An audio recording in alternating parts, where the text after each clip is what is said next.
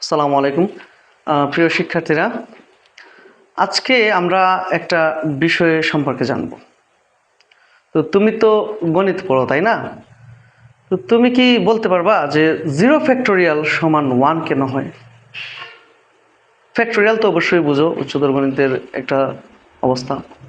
তো আজকে আমরা এটা বোঝার চেষ্টা করব যে 0 ফ্যাক্টোরিয়াল সমান 1 কেন হয় এবং কিভাবে হয়।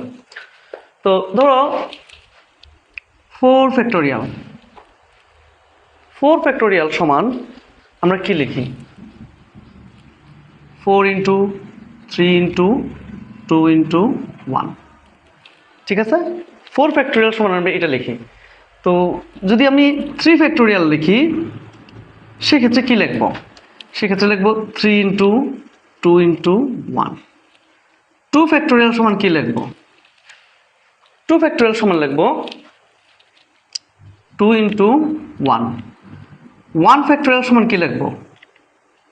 1, শুধুমাত্র 1।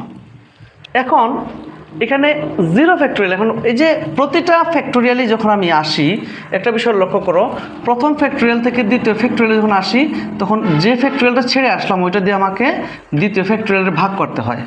যেটা ছেড়ে আসলাম, যেমন 4 ছেড়ে আসছি 4 দিয়ে ভাগ করছি, তারপরে 3 ছেড়ে আসছি 3 দিয়ে ভাগ করছি, 2 ছেড়ে আসছি 2 দিয়ে ভাগ করছি। যখন 1 ছেড়ে যাব তখন পরের যে ফ্যাক্টোরিয়ালটা তখন ওইটারে কত দিয়ে ভাগ দিব? ওইটারে 1 দিয়ে ভাগ দিব। তো 1 দিয়ে ভাগ দিলে আমার আলটিমেট আনসার 0 ফ্যাক্টোরিয়াল সমান 1 চলে আসে। তো আশা করি বুঝতে পারছো। ধন্যবাদ। আসসালামু আলাইকুম।